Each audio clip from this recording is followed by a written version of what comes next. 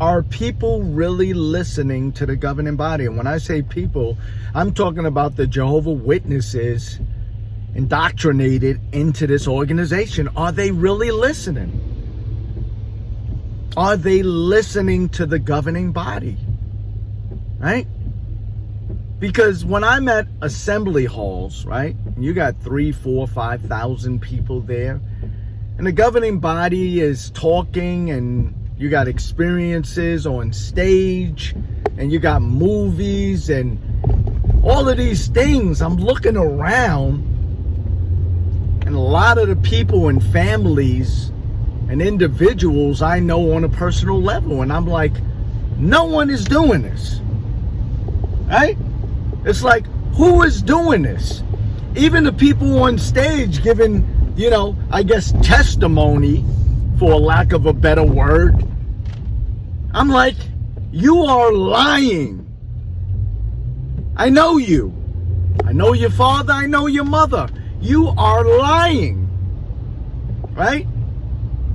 And I'm really looking around and saying, you guys really living by this? Because I know you and you're not.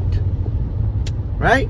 And they love to say, well, they'll argue, they'll agree with me on that. Sean, we're imperfect. Be like, oh, you mean like the rest of the world? You're imperfect just like everybody else? Yeah. It's like, okay, then what makes you different then? So God just chose an organization that's just as imperfect as the rest of the world. Why? It's like, I'm just going to pick a group of 7 to 8 million people randomly. Like, you. 8 million members later, you're God's you're my organization. For what? Right?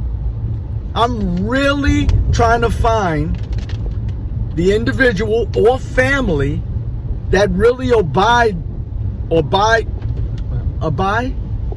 listens to the governing body, like what they're saying, like, oh, we want to make sure we don't do this, and materialistic people, like materialistic.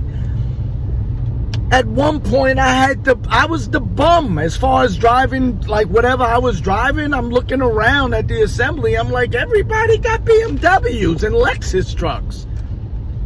I was the one in a hoopty at one point. It's like I'm being bamboozled and hoodwinked.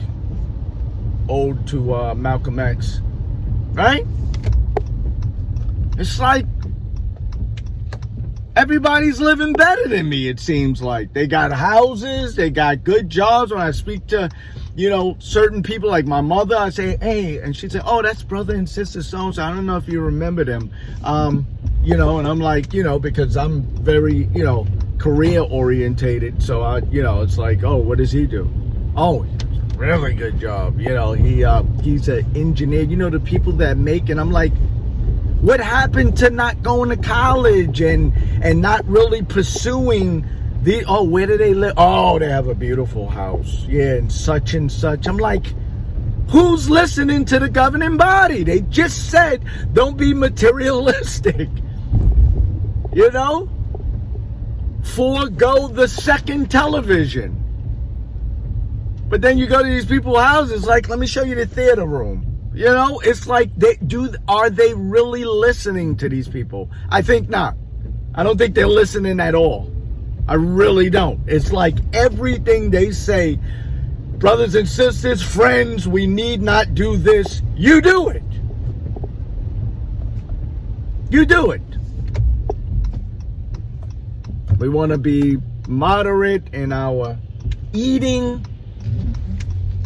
And this is not a disrespect to anybody that's overweight, but you see someone that's giving a talk about eating and you're obese, right? Or your wife is obese. It's like, who's listening?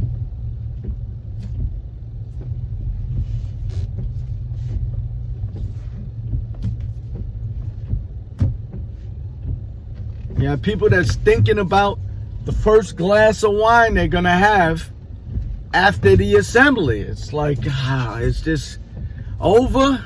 We still got that Cabernet. Yeah, I need a glass.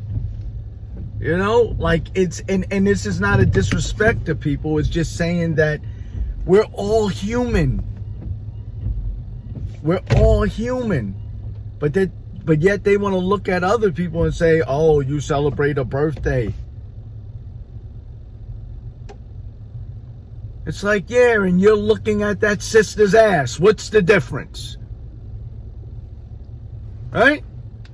What's the difference in the big scheme of things? You chug a whole case of beer in one night. Like, what's the difference? And I ate a piece of red velvet on my birthday. Getting upset, y'all. I'm gonna drink my coffee. I gotta go. But as always, I leave you with this video. And just something to think about. Just think. That's all you gotta do. Especially on a day like this on the East Coast. It's rainy, it's cloudy. Sit in a room and just think. Have a glass of wine and think. Love.